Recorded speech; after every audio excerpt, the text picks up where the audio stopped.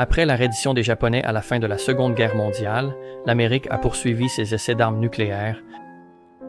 Mais au lieu de tester ces armes dans des zones désolées, inutiles et inhabitées, les États-Unis ont décidé de les tester dans ce lieu idyllique de l'océan Pacifique, un véritable paradis océanique.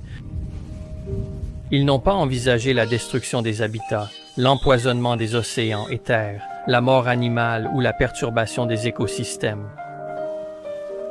Ce sont toutes de graves préoccupations éthiques à ignorer, mais la principale inquiétude concernant les essais nucléaires dans cette région était que des gens y vivaient. C'est l'histoire de ces personnes.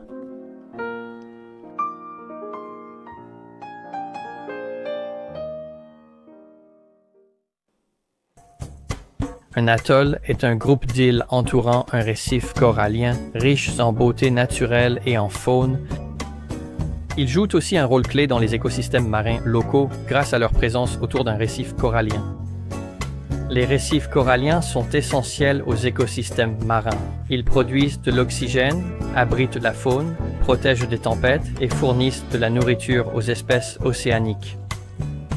La destruction du corail transforme la zone en ville fantôme sous-marine. C'est pourquoi David Attenborough souligne souvent l'importance de protéger le corail dans pratiquement tous ses documentaires primés. L'atoll de Bikini n'a pas fait exception. En regardant l'atoll de Bikini, on pourrait facilement le confondre avec n'importe quelle destination de vacances à la plage que l'on voit sur Instagram. Les atolls accueillent rarement de grandes populations, la vie y étant difficile à cause de la fragmentation des terres. Mais des gens y vivent tout de même. En 1946, 167 personnes vivaient sur l'île de Bikini, dans l'atoll de Bikini. C'était leur foyer depuis toute la lignée de ces familles, soit environ 3600 ans. Ils n'avaient jamais connu autre chose que la vie sur l'île de Bikini. Les habitants étaient surtout pêcheurs et agriculteurs, mais aussi fabricants de bateaux et marins expérimentés, leur vie et leur économie dépendant largement de la mer. C'est une société intéressante avec des coutumes différentes de celles de l'Occident. Par exemple, les femmes détenaient les biens, non les hommes, et ceux-ci ne pouvaient être achetés, seulement hérités ou transmis. La terre symbolise le statut et incarne la richesse et l'importance dans la culture marshalaise. Pour tous les Marshallais, la terre, c'est de l'or. Être propriétaire d'une terre ferait de vous une personne très importante dans notre société. Sans terre, vous seriez jugé sans importance. Jukwajakayo en 1987. Une autre différence particulière par rapport à notre propre culture est que les femmes ont l'interdiction de montrer leurs cuisses en public. Il est très courant d'exposer la poitrine sans que personne n'y fasse vraiment attention. Vous vous demandez pourquoi elles sont toutes habillées comme nous le sommes dans les temps modernes aussi, sur les photos historiques. C'est parce que des missionnaires chrétiens ont convaincu les autochtones qu'ils iraient en enfer et seraient punis par Dieu s'ils portaient leurs habits traditionnels. Les vêtements traditionnels, les vêtements culturels du peuple de Bikini ont été progressivement supprimés.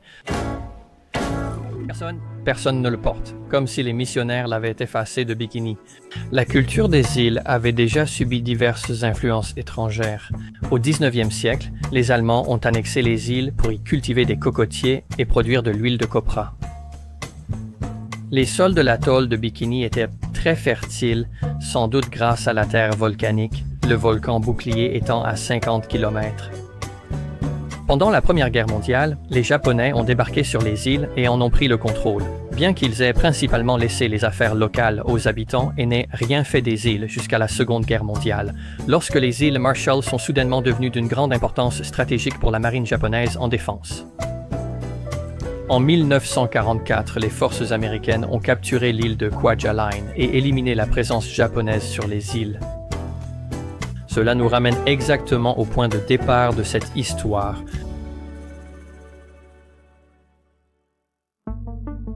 De tout au long de l'histoire, il n'y a aucun seul pays qui a utilisé des armes nucléaires contre quelqu'un. Même les terroristes ne l'ont jamais fait, mais les États-Unis l'ont fait. Les bombes atomiques larguées par les États-Unis sur Hiroshima et Nagasaki ont révélé l'horreur au monde. Avant cela, cette terreur n'avait jamais existé. Cela aurait dû rester la seule fois où elle était vécue. Mais malheureusement, l'Amérique s'est souvent définie par la concurrence qu'elle affronte, et lorsque l'Union des républiques socialistes soviétiques a décidé de commencer à développer des armes nucléaires, les États-Unis ont répondu en augmentant leur propre programme. Même sans guerre, la marine américaine voulait connaître l'effet des armes nucléaires sur les navires. Plus précisément, ils voulaient savoir s'il était possible d'espacer les navires dans le port afin de rendre les effets d'une bombe nucléaire minimes. Oui, c'est ça. Selon Newsweek en 1946, c'était la raison invoquée pour détonner la force la plus destructrice que le monde ait jamais vue. Pour voir si certains navires sur un océan pouvaient résister à la force qui avait rasé des villes. Appelez-moi sceptique, mais cela ressemble plus à une excuse qu'à une vraie raison. On dirait que Truman et l'armée américaine adoraient vraiment leur nouveau jouet. En février 1946, la marine américaine, sur ordre du président Truman, est arrivée à l'atoll de Bikini et a demandé aux 167 habitants de partir volontairement. Ils ont dit aux habitants, dont les familles vivaient ici depuis des milliers d'années, que les États-Unis prévoyaient de faire exploser des armes nucléaires pour le bien de l'humanité. Ça peut sembler inventé, mais je vous assure que ce n'est pas le cas. Ils ont réellement dit aux gens qu'ils devaient faire exploser des bombes nucléaires et détruire leur terre ancestrale pour sauver le monde. Ils ont même produit des films de propagande pour diffuser ce récit horrible chez eux. États-Unis d'Amérique et se donner une image héroïque. Ils sont littéralement en train de le filmer dans ce clip ici. Les gens refusèrent de partir et il fallut plusieurs jours pour que le roi comprenne que, bien que présenté comme une demande, ce n'en était pas une. Les habitants ont été relogés sur l'île voisine Rongerik, où ils ont vécu heureux. Pour toujours.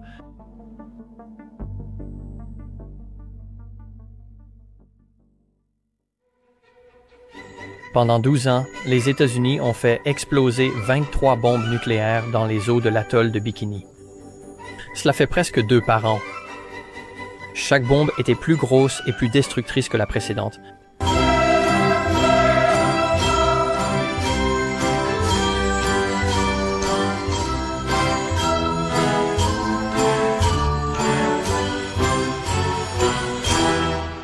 Et chaque bombe vomissait des centaines de millions de particules de poussière radioactive sur le paysage comme une couverture invisible de mort.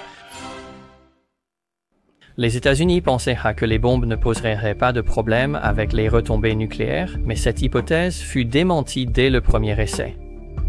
Le test Baker de Crossroads de 1946 a rejeté tellement de césium radioactif dans la région environnante qu'il a contaminé tous les sols et les océans, les rendant inutilisables. Les navires utilisés par les États-Unis pour tester les bombes étaient si radioactifs que la marine les a coulés au fond de l'océan.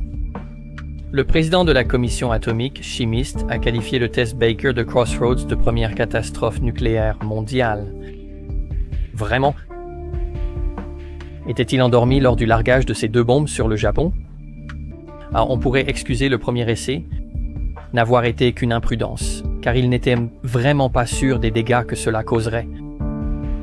Mais lors des 22 explosions nucléaires suivantes, les États-Unis savaient exactement quels dégâts provoqueraient à la fois l'explosion et les retombées radioactives, et ils ont tout de même continué à les faire exploser. Je pense qu'ils s'en fichaient, détruisant d'innombrables écosystèmes, animaux, poissons, et ruinant la terre ancestrale d'un peuple souverain, peut-être à jamais. Je sais que certains dans le public ne trouveront pas cela grave. Pour vous donner un contexte, imaginez que la Chine décide de faire exploser 23 bombes nucléaires sur des terres agricoles américaines, ruinant ainsi leur capacité à accueillir l'agriculture, et détruisant la faune sauvage maintenant, même si la Chine a accepté de payer des milliards de dollars en compensation à l'Amérique pour la perte. J'imagine absolument personne ne l'accepterait jamais, et les habitants de Bikini non plus, et eux n'ont pas reçu des milliards de dollars en compensation. L'environnement environnant était continuellement frappé par d'énormes explosions et une quantité massive de matière radioactive a commencé à imprégner toute la faune et la vie marine restante, ce qui n'était pas grand-chose. Selon les archives de la marine américaine, les retombées nucléaires des essais ont couvert 50 000 miles carrés.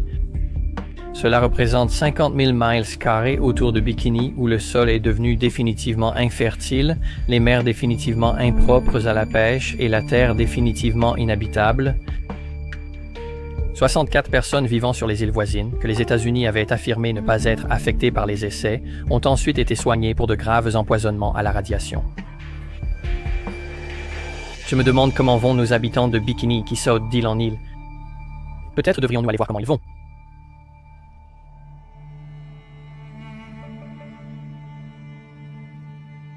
En 1948, l'anthropologue hawaïen Leonard Mason a visité les habitants réinstallés sur Rongerik pour observer leur adaptation. Sa découverte l'a vraiment choqué. Les 184 habitants étaient tous affamés et malnutris. Quand Leonard a demandé la cause, un villageois a dit « Nous attrapons peu de poissons ». Ensuite, toute la communauté devait partager cette maigre quantité. Les poissons étaient impropres à la consommation. Ils étaient toxiques à cause de leur alimentation sur le récif. Nous sommes tombés malades à cause d'eux, comme quand tes membres s'engourdissent et tu ne ressens plus rien. Le matin, on allait à nos pirogues, mais on tombait, trop malade. On a demandé à ces hommes d'Amérique de nous apporter de la nourriture. On était en train de mourir, mais ils ne nous écoutaient pas. Le problème, c'est que Rongerik n'avait aucune terre arable, car le sol était de très mauvaise qualité, donc ils ne pouvaient ni rien cultiver, même pas des noix de coco. L'île sans lagon offrait peu de poissons. Les quelques poissons qu'ils arrivaient à attraper étaient empoisonnés par la radiation à cause de la baignade et de l'alimentation près du récif de Bikini. Bien que les poissons rendaient de malades tous les habitants, ils devaient les manger, partageant souvent une poignée par jour entre 184 personnes. Lorsque les habitants de Bikini avaient été invités à quitter l'île pour la première fois, on leur avait dit que ce serait temporaire et beaucoup d'entre eux désiraient maintenant retourner dans leur maison familiale. Ils ne comprenaient pas vraiment qu'ils ne pourraient plus jamais y vivre. Comme souvent dans l'histoire, les Américains ont fait de grandes promesses aux habitants de Bikini, mais n'ont apporté que maladie et poussière. En 1997, un villageois s'est souvenu de ce que la marine américaine lui avait dit à l'époque. Les promesses faites par les Américains resteront à jamais gravées dans la mémoire de notre peuple. Ils nous ont dit « Peu importe si vous vivez sur un banc de sable ou même à la dérive sur un radeau en mer, nous prendrons soin de vous comme si vous étiez nos propres enfants. » Nous les avons crus et, d'une façon, étions heureux qu'ils s'occupent de nous. Le monde nous semblait alors étrange. Nous ne comprenions pas pourquoi ils voulaient notre île, mais savions que nous devions obéir. De retour aux États-Unis, Leonard a contacté Harold Ickes, journaliste et ex-secrétaire à l'Intérieur.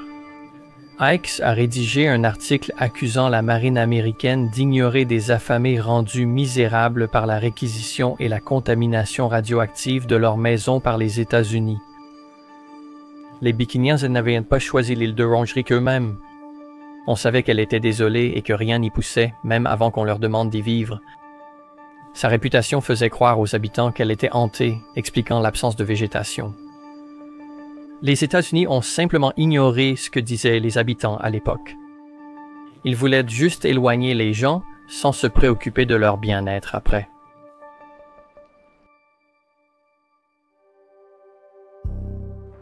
Après que les histoires négatives critiquant l'armée aient fait la une de la presse, la marine a décidé d'agir.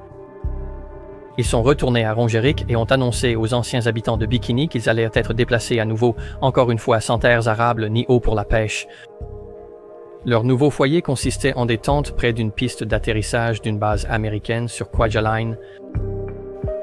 Vous savez, c'est assez attristant de voir que les habitants de Bikini sont passés d'un paradis tropical, heureux, paisible et autosuffisant à vivre de pâtes de farine et d'eau et à supplier la marine américaine pour de la nourriture, alors que ils habitent sous des tentes près d'une piste militaire en quelques années. Peu après, les habitants de l'île ont encore été déplacés. Leur nouveau foyer était l'île de Kili, une minuscule île d'à peine un quart de mile de superficie, sans lagon pour la pêche, et juste un petit terrain pour l'agriculture éventuelle. L'absence de récifs coralliens et de lagons signifiait aussi que l'île était constamment frappée par de forts courants océaniques et des vagues puissantes, ce qui rendait la navigation en petits bateaux ou en pirogues impossible. Même les navires de la marine américaine avaient du mal à s'y arrêter pour livrer de la nourriture à cause de la mer qui était si agitée et dangereuse. Pour vous donner une idée du genre d'endroit qu'est Kili, sachez que pendant la Seconde Guerre mondiale, les Japonais l'avaient utilisé comme île-prison pour les prisonniers de guerre. Les habitants de Bikini, eux aussi, en sont venus à croire que leur nouveau foyer était en réalité leur prison. Les premiers étrangers à venir dans cette partie du monde furent les Allemands, puis ensuite les Japonais sont arrivés. Pendant ces périodes, Kili était comme une prison pour les personnes au mauvais comportement. Puis les Américains sont arrivés. Nous avons l'impression que Kili est une prison, car nous ne pouvons ni naviguer vers une autre île, ni faire une longue promenade pour nous détendre quand la vie devient oppressante. Bien souvent, même les navires refusent de s'arrêter et de décharger des provisions pour l'île. Les Américains ont oublié leurs responsabilités envers nous, et une fois de plus, nous nous sommes retrouvés à mourir de faim. Nous étions remplis d'inquiétude et proches de la mort. Leurs promesses ne sonnaient une fois de plus pas vraies. Les Bikinéens déplacés ont compris qu'ils ne pouvaient pas subvenir à leurs besoins sur l'île, faute de nourriture cultivée et de poissons suffisants. Ils suppliaient tous les Américains qu'ils rencontraient de les aider. Les États-Unis ont apporté des produits du ministère de l'Agriculture sur l'île pour aider, mais les habitants devaient les acheter et ce n'était pas gratuit. Sans commerce ni économie sur l'île, les habitants sans argent ont vite recommencé à mourir de faim. En fait, l'argent n'était même pas vraiment un concept solide pour les habitants des îles Marshall, car ils vivaient essentiellement de subsistance. Ou du moins, ils l'étaient. Avant que l'Amérique ne les libère, ils n'avaient pas de capitalisme là-bas. Ils cultivaient simplement leur propre nourriture, subvenaient à leurs besoins et échangeaient des objets artisanaux entre eux pour le plaisir et la culture, un peu comme le reste du monde le faisait avant les années 1600. Aujourd'hui, grâce à l'Amérique qui a irradié leurs terres agricoles pour les 10 000 prochaines années, ils sont obligés de dépendre de l'aide américaine pour survivre. Ils ne peuvent tout simplement pas subvenir à leurs besoins. Les habitants de l'île en sont venus à se reprocher mutuellement d'avoir laissé cela arriver. Cela a créé de la méfiance et des conflits au sein d'une communauté de personnes qui, pendant des milliers d'années auparavant, avaient vécu paisiblement sans guerre ni conflit. Leur vie d'agriculteurs et de marins autosuffisants fut perdue à jamais. À l'époque, nous nous fâchions les uns contre les autres parce que certains croyaient aux Américains et aux promesses qu'ils faisaient. Nous nous disputions, affirmant que les promesses étaient fausses et qu'ils n'avaient pas donné le meilleur d'eux-mêmes comme promis. Après tout, il était certain qu'ils nous avaient oubliés.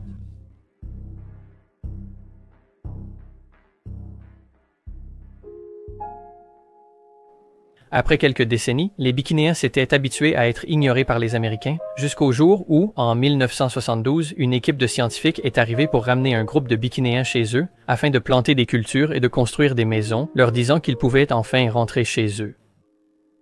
100 personnes sont retournées sur l'île. Les habitants de l'île se sont tout de suite sentis chez eux et heureux, convaincus que les Américains avaient enfin tenu leurs promesses en les ramenant dans leur foyer où ils pouvaient pêcher, cultiver, naviguer et faire du canoë. Dans les années 1970, j'ai travaillé sur NAU et Bikini, cultivant, désherbant et restaurant les îles. Je me sentais heureux, paisible et fier, pourquoi pas? C'était notre terre, nos îles, et nous aimions y vivre et travailler. Nous nous sentions appartenir à Bikini. On nous a dit qu'il était sans danger de manger tout ce que nous voulions, alors nous l'avons fait. Nous avions beaucoup de sortes de nourriture et de nourriture, et des bananes et d'autres choses comme ça. Selon certains documents militaires qui ont été déclassifiés plus tard, les scientifiques étaient extrêmement désireux de voir comment les radiations affectaient le corps humain lorsqu'il était exposé à de grandes quantités. Cela a-t-il influencé leur décision d'affirmer qu'il était sûr de revenir alors que c'était encore dangereux? Il n'y a aucun moyen d'en être certain. Mais ce ne serait pas la première fois que l'armée américaine et la médecine mènent des expériences dangereuses sur des personnes sans les informer. Les habitants ont réalisé qu'il se passait quelque chose d'anormal lorsque le taux de mortinaissance a grimpé, que les fausses couches se sont multipliées et que les rares enfants nés étaient mal formés, un phénomène inédit en 3000 ans d'histoire de l'île. En 1975, des scientifiques ont découvert lors de tests médicaux que les habitants avaient dans leur sang du plutonium, du strontium et du césium à des niveaux dangereux, probablement responsables de l'augmentation des problèmes médicaux. Les cocotiers plantés avaient absorbé les éléments radioactifs par leurs racines. Cela avait ensuite été transféré dans le lait des noix de coco. Les habitants de l'île buvaient le lait plusieurs fois par jour. Les crabes locaux, un aliment de base du régime de Bikini, étaient également devenus contaminés par des éléments radioactifs parce qu'ils se nourrissaient des coquilles de noix de coco. Les scientifiques ont alors informé les habitants de Bikini qu'ils devaient quitter l'île car elle les empoisonnait et que s'ils restaient, non seulement chacun d'entre eux tomberait malade et mourrait, mais cela finirait aussi par corrompre leur acide désoxyribonucléique et rendrait impossible la reproduction, mettant ainsi fin à leur société et à leur lignée. Finalement, les Américains et leurs scientifiques sont revenus en disant que nous devions quitter Bikini. Ils ont dit que vivre à Bikini était devenu dangereux à cause du poison. Nous avons détesté quitter les îles où nous avions enfin trouvé la paix après tant d'années.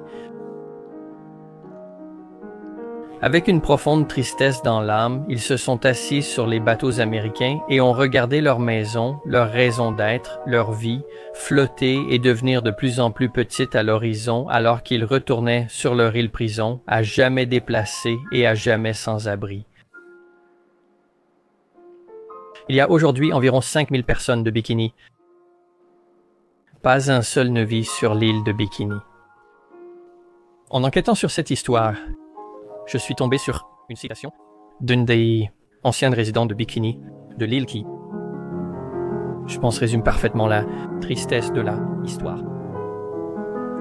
Bikini est comme un parent pour nous, comme un père, une mère, une sœur ou un frère. Peut-être. Généralement comme un enfant issu de notre chair et de notre sang, puis pour nous, cet enfant était parti, enterré et mort.